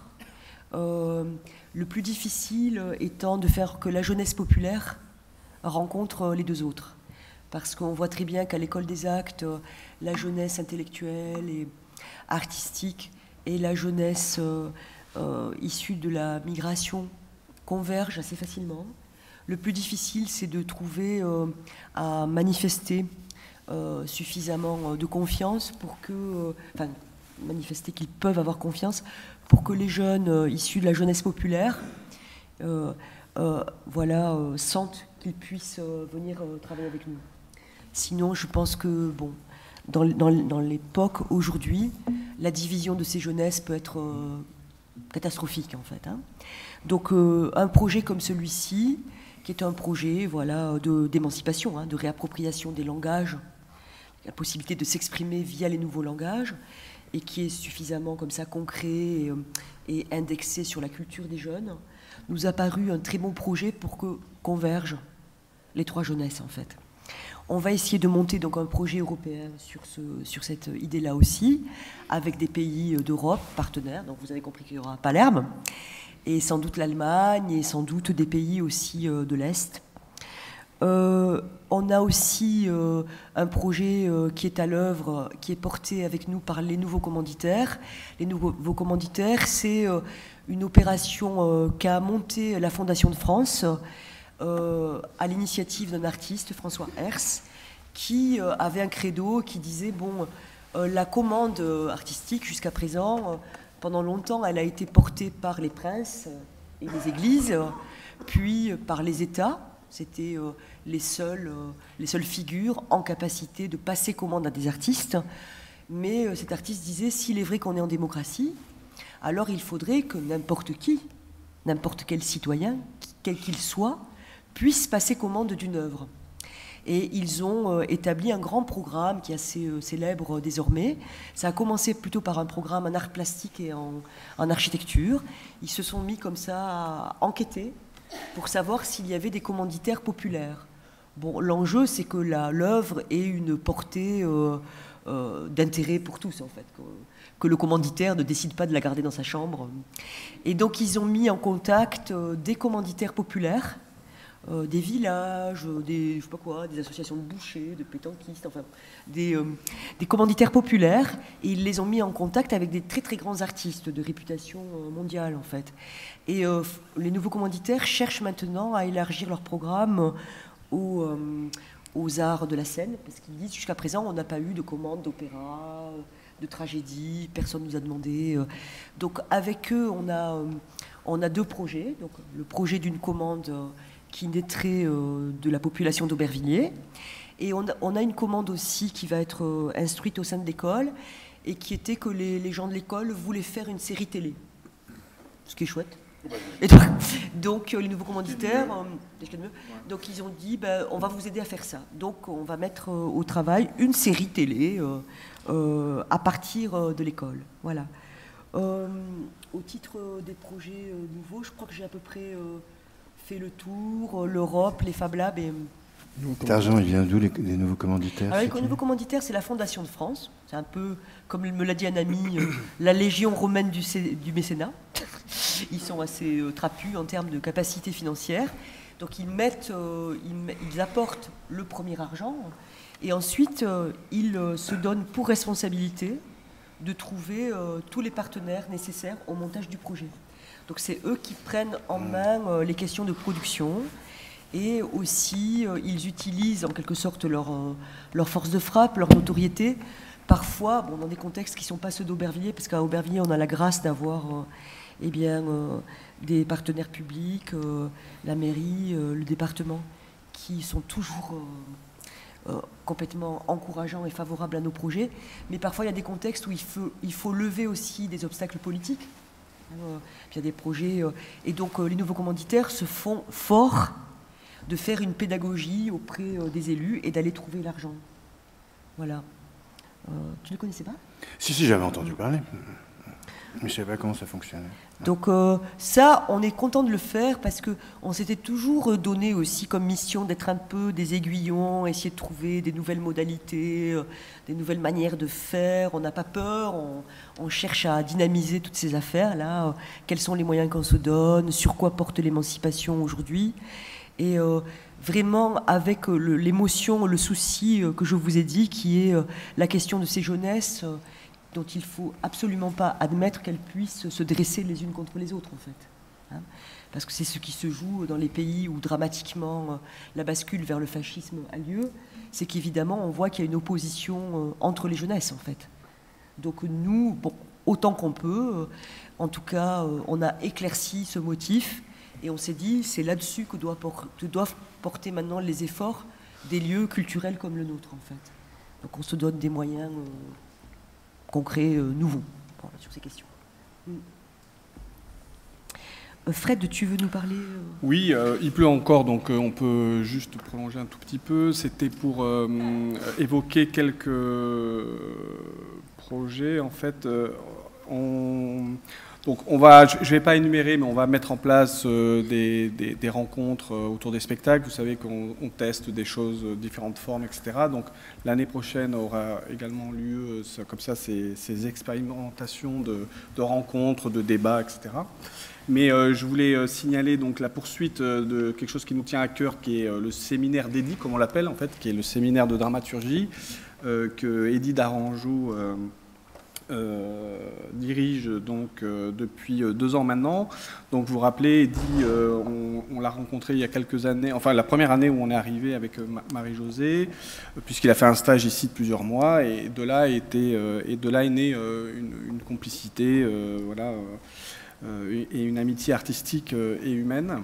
Ensuite, Eddy est parti au TNS et il sort du TNS là au mois de juin et il vient s'installer à Aubervilliers, je crois fin juillet. Il a déjà son appartement qui est prévu et donc on est très heureux de ça. Et donc il sera également bientôt un des artistes associés de la commune. Et donc le séminaire, donc c'est un séminaire de dramaturgie. Il y a 6 séances dans l'année. Chaque année, on modifie en fonction de l'expérience. À chaque fois, il s'appuie sur un des spectacles présentés. Et cette année, la particularité, donc c'est un séminaire dont le public, en fait, les destinataires principaux, en fait, sont des élèves de conservatoire, voilà. Et donc cette année, la première partie, donc ce sera Eddy qui proposera à chaque fois une grille de lecture très spécifique et qui sera explicitée à chaque fois sur la pièce vue par tous. Et la deuxième partie, ce seront les étudiants eux-mêmes qui, à travers un protocole formel qu'il proposera, rendront compte de leur lecture, mais de façon peut-être plus sensible et en lien avec leur pratique de jeu. Voilà. Donc on est très heureux parce qu'on a des partenaires comme ça fidèles, historiques, le CRR de Paris, avec son professeur Alain Ginsburger, également le conservatoire du Kremlin-Bicêtre, de Frédéric Merlot, le CRR d'Aubervilliers La Courneuve avec Laurence Cos, et puis des nouveaux venus comme le conservatoire de Pantin, de Bobigny et d'autres encore. Voilà. Donc je le signale parce que c'est un séminaire qui est malgré tout ouvert à tout le monde. Je sais qu'il est fréquenté aussi par des jeunes artistes, etc. Donc voilà. Vous direz également qu'on va ouvrir cette année 2 ateliers pour les jeunes en partenariat avec l'OMJA, l'Office municipal de la jeunesse d'Aubervilliers. Donc un atelier pour les 10-14 ans qui sera dirigé par 2 personnes, donc Nina Fourier, et Ismaël Meïté. Donc c'est un atelier d'initiation pendant les vacances scolaires au théâtre et au coupé-décalé. Voilà. Et puis un autre atelier pour les plus grands, 15-18 ans on va dire, et qui là, lui, aboutira à un spectacle qui sera présenté sur ce plateau même en mars et qui sera... cet atelier sera dirigé par Édouard Penaud, qui est un jeune artiste qui a fait son stage cette année. Il était en 4e année du Conservatoire de Paris. Et lui aussi s'est installé au Aubervilliers. Et donc, il a beaucoup aimé voilà, ce qu'il a traversé ici. Et du coup, ça nous a paru logique là, de lui confier donc, une mise en scène d'un spectacle avec des jeunes d'Aubervilliers qui seront présentés ici. Et des jeunes de l'OMJA et des jeunes voilà, d'une manière générale qui sont habitants ici. Dire aussi qu'on continue évidemment, et je tenais à les saluer, les partenariats historiques et néanmoins fidèles du lycée Le Corbusier et puis du lycée Henri Vallon avec les ateliers de bac théâtre, comme on dit, option ou pas. Donc Benoît Coutelot et Valérie Jude pour le lycée Le Corbusier, Lamartine, pardon, et Françoise Aurin pour le lycée Le Corbusier. Voilà. Sinon, je voulais dire également qu'il y a des petits changements qui vont intervenir au niveau de la communication. En fait, en l'occurrence, le site internet, on est en train de travailler dessus, donc ce sera prêt à la rentrée. On voulait un site internet qui rend un peu mieux compte de toute l'activité qu'on fait, que vous avez compris, qui est assez dense, foisonnante. Donc on trouvait que le site actuel ne rendait pas tellement compte de ça. Il avait été pensé au départ, en fait, hein, donc vraiment avec nos lignes comme ça de force, les pièces d'actualité, les productions, les artistes associés, etc. Mais tout ce qui se passe tout au long de l'année n'était pas présent. Donc là, on a repensé une structuration de ça, et notamment on va essayer de mettre en valeur finalement les ressources documentaires qu'on a accumulées depuis 5 ans. Les séminaires d'Alain Badiou, les émissions contre-courant, tout le travail qui est fait à l'école des actes, qui n'était pas présent sur le site, etc. C'est assez énorme, et donc là on est en train de voir comment toute cette richesse peut être mise en partage. Et donc ce site sera réalisé par les graphistes avec qui nous travaillons depuis le début, l'agence de Valence. Et nous sommes très fiers de vous annoncer qu'ils viennent d'obtenir le grand prix du prestigieux festival de l'affiche et du graphisme de Chaumont pour une série d'affiches qu'ils ont réalisées pour la commune. Ce sont donc les affiches que vous voyez défiler derrière moi. Je sais qu'ils me pardonneront, mais je voulais citer la présidente du jury de ce festival, qui a dit, donc Fanette Mélier, qui est elle-même graphiste, donc elle souligne, je la cite, « C'est aussi un prix attribué aux commanditaires, car la coopération entre la commune et de Valence donne des résultats dont la qualité s'affirme au fil des ans. Une telle liberté dans l'invention des affiches repose sur la confiance de la directrice du Centre dramatique, Marie-Josée Malice. » Voilà. Donc je sais qu'ils comprendront...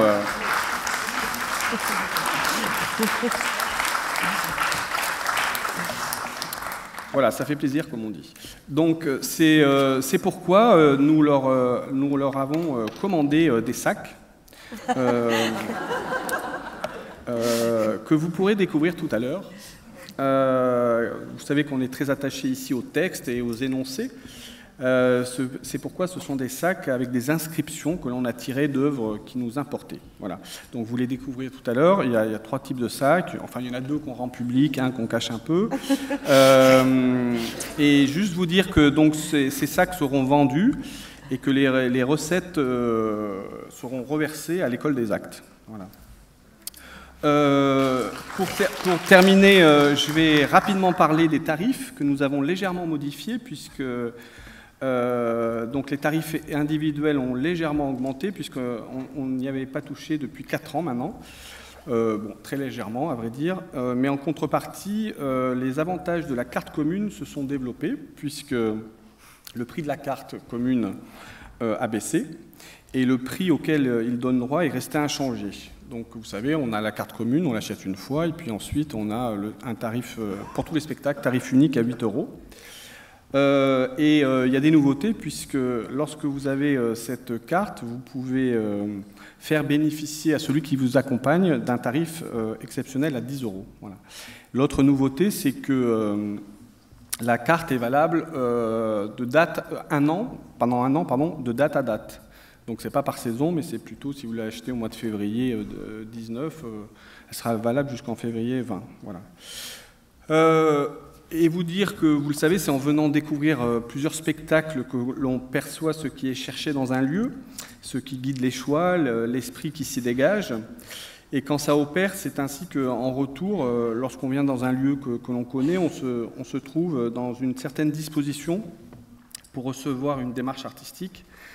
C'est vrai ça dans tous les théâtres publics, mais vous m'accorderez que c'est particulièrement vrai à la commune, je crois.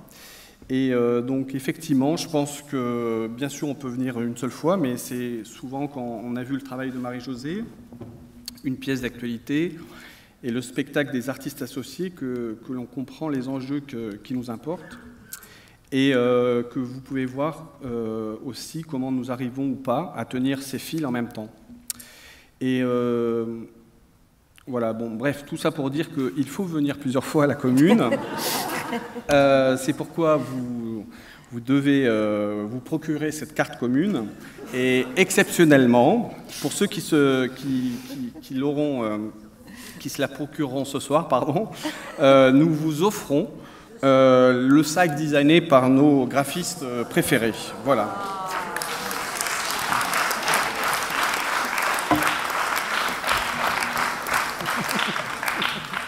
Bon ben voilà, on a fini notre présentation de saison. Merci à tous.